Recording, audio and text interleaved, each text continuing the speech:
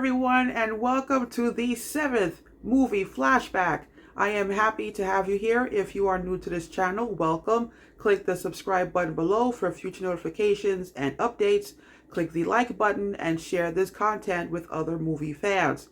So this year we are celebrating the 15th anniversary of The Dark Knight.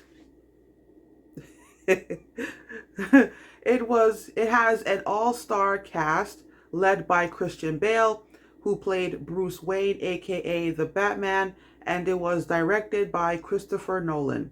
It's considered to be a superhero film, and it was released in theaters in July 2008. According to the reports, the budget for this film was $185 million, and it made $1 billion at the box office.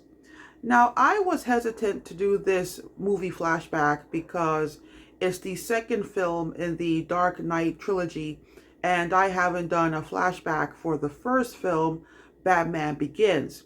But this is an exceptional film. I remember taking my sister to see this movie, and when the movie was over and the closing credits were rolling, I was thinking to myself, this film has revolutionized how people see comic book heroes and how to tell comic book stories on film. I could tell during the first viewing that this film was a game changer, and the industry and upcoming filmmakers would have to rethink everything we know about movie storytelling when it comes to taking a comic book and turning it into a movie. I remember telling my sister during our conversation about human nature that if a comic book movie can lead us to have a conversation about ethics, human psychology, why evil people do evil things, then going to the movie theater beats going to church. We can sit here and talk about the technical aspects of the movie, the sound editing, the sound effects, the visual effects, the editing, the cinematography, the costume design, the quality of the acting, and those things are all important. But they matter only if you have a great story. And The Dark Knight had a great story and a great script. Prior to Nolan's trilogy, Hollywood, for the most part, treated comic book heroes and their stories as a source of popcorn entertainment. Comic book heroes were not taken seriously. The closest thing we had to someone taking a comic book hero seriously was Superman 4. Yes, Superman 4. Legend has it that it was Christopher Reeve's idea to use Superman as a means to tell a story about the nuclear arms race because at the time, US President Ronald Reagan and Soviet leader Mikhail Gorbachev met at a summit to create a nuclear force treaty between the US and the former USSR. And the goal of that treaty was both countries would disarm nuclear weapons. However, the summit was unsuccessful. Reagan and Gorbachev didn't come to an agreement until the following year in 1987.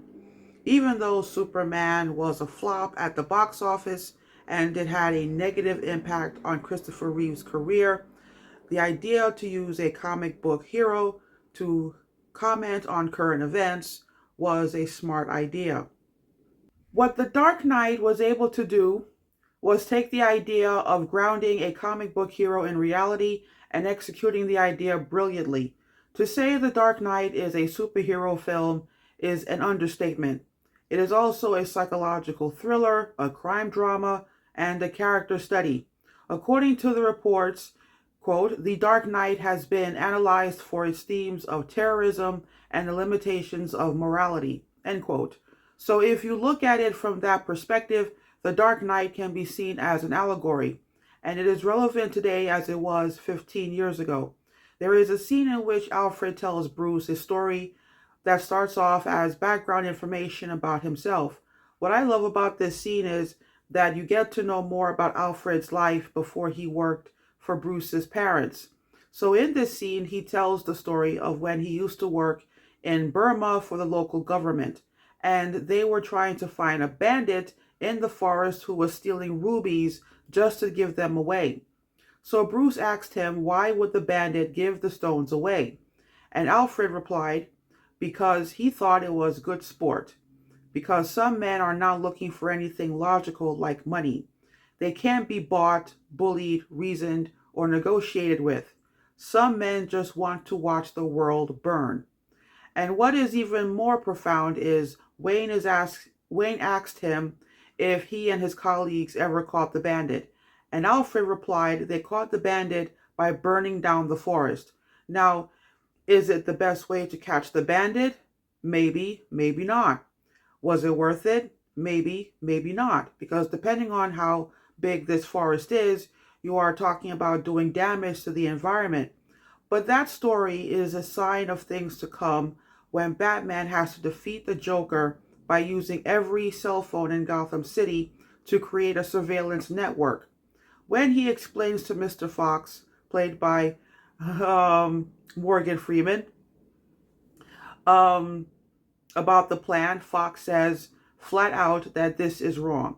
So Fox sees Bruce losing his morals to beat the Joker, but Bruce understands that it is morally wrong, which is why he created another program to destroy the surveillance, and he lets Fox destroy it.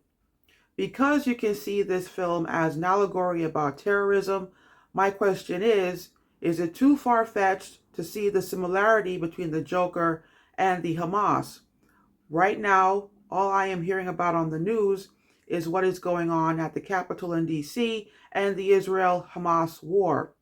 I was reading recently in the newspaper that there are some hospitals in Gaza in which the Hamas use the basements as storage to hold weapons and ammunition, and these basements were also parts of the tunnels that Hamas created.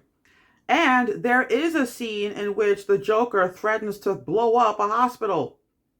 By the end of the film, you realize that the war against evil, the fight against crime, never ends. And you also learn by the end of the film that life is filled with illusions, and we don't always get the truth. But we have to ask ourselves, do we want the truth? Because I've met people who don't realize they would rather be lied to than face reality. And the illusion I am referring to is Harvey Dent. The Joker tested Dent's morality. The Joker beat him.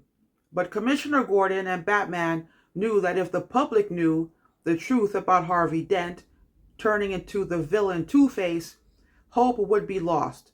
So Batman had to become Dent's scapegoat. So the audience knows that Batman is the hero because the Joker failed at corrupting him. And Batman was strong enough to be Dent's scapegoat. But Gotham City doesn't know that in the end, Harvey Dent experienced a mental breakdown and a moral crisis. The Dark Knight went on to become the first comic book film to win an Oscar in acting when Heath Ledger won the Best Supporting Actor for playing the Joker. It also won an Oscar for Best Sound Editing, and it was nominated for Best Art Direction, Best Cinematography, Best Film Editing, Best Makeup, Best Sound Mixing, and Best Visual Effects.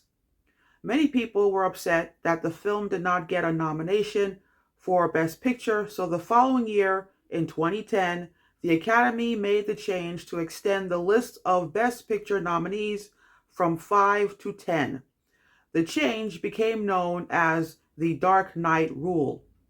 Since the change went into effect, some of the most culturally significant films have been nominated for Best Picture, films that probably wouldn't have had a chance prior to 2010. Films like the animated film Up and The Black Panther. So that is all for today, my friends. And I will see you next time with another movie flashback. Until then, have fun at the movies.